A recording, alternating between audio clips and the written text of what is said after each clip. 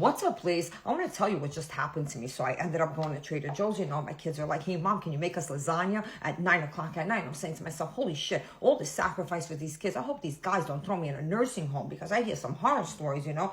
But with that said, if I go there, I hope there's a lot of girls, you know, and I have conversations and we talk shit about all the suffering that we've been through in our life because there's a lot of them out there. Anyway, so here I am, you girls. I'm in Trader Joe's, you know, and there's a couple and they're staring at me. And I know my own kind. I could spot them from a mile away, you know, which is cool. So I'm walking around. I said, either these people are Sissy's friends, you know, and they're watching me, or they know me from this TikTok. So long and behold, the wife comes up to me. She's visibly pregnant. She looks like she's about to pop. The entire time she's pushing the shopping cart full of food while her, you know, princess husband is walking behind her. I was foaming from the mouth, you know. I wanted to say something to him. I kept rolling my eyes at him. So she goes, you know, I know you from this TikTok and I appreciate you standing up for a lot of the women out there that are going through what you've gone through. We're still going through things like this, you know. And I wanted to cry. I held back tears and I said to her, you know, I'm sorry. I hope you're really watching my videos because, honey, you better buckle down because you're going to wake up one day and you're not going to be able to take it anymore. Long and behold, you know, here I am. I'm on the, you know, ready to pay, on the line to pay.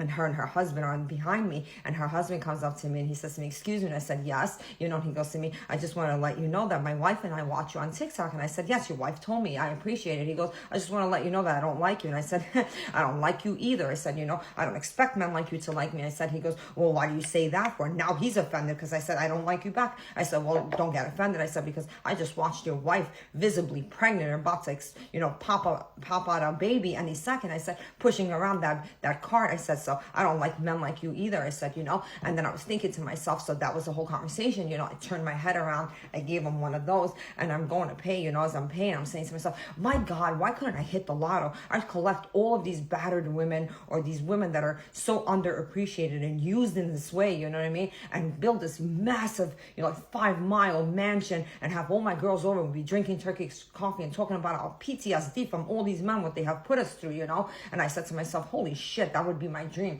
With that said, you girls, you know, I was saying to myself, thanks God that, you know, I got myself a degree and that was the only way I was getting out of that marriage because that was once my marriage and my situation also, you know. So this is why I always stress that degree. It's not because you're going to be better than anyone. You're not better than anyone because you have an education. It's only because it gives you the financial freedom. It gives you the stability. It gives you the power to get up and walk out of situations like that. That's why I'm telling you girls, don't wait for that prince because they're all princesses today. Go out there, earn it for yourself. Do it for yourself. Do it for your children and do it for these idiots in case you pick one up. Let's get it.